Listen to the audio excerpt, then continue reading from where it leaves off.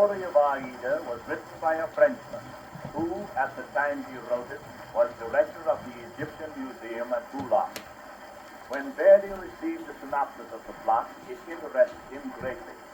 It was done into French prose and then translated into Italian verse, which Verdi used for his libretto. It was originally intended to produce the opera in the fall of 1870, but the costumes and scenery designed by French artists were held in Paris during the German siege. The opera was finally given on December the 24th, 1871, in Cairo, Egypt. Verdi already was famous throughout Europe, and this opera so far surpassed his other offerings that it made a tremendous sensation. The story of Aida is simple in construction and consistent and logical. Aida, daughter of the king of Ethiopia, is handmaiden to Humphrey, princess of Egypt. She is in love with Radames, an Egyptian soldier. At the beginning of the opera, Radames is appointed to lead an army against the Ethiopians, and after a campaign against them, he returns victorious, bringing many captives, among whom is Amonasro, Aida's father. Radames is placed to guard Amonasro, and, persuaded by Aida, agrees to allow him to escape.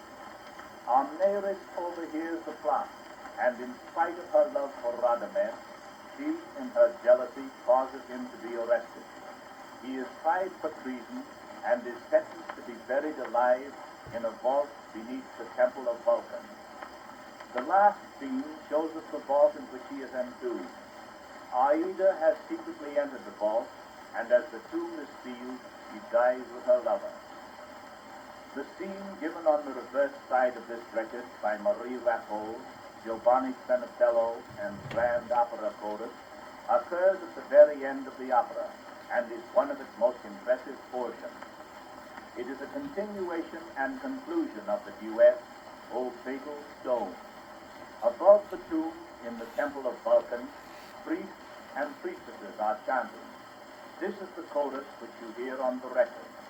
Below, in the semi-darkness, Radames and Aida have finished the first portion of their love duet, and as the pollution of the air in the tomb brings them the first symptoms of their coming death, their voices blend in the lovely, haunting Farewell, O Earth.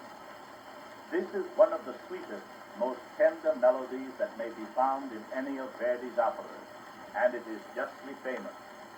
Marie Rappold, prima donna soprano of the Metropolitan Opera Company, made her operatic debut at the Metropolitan Opera House in The Queen of Sheba.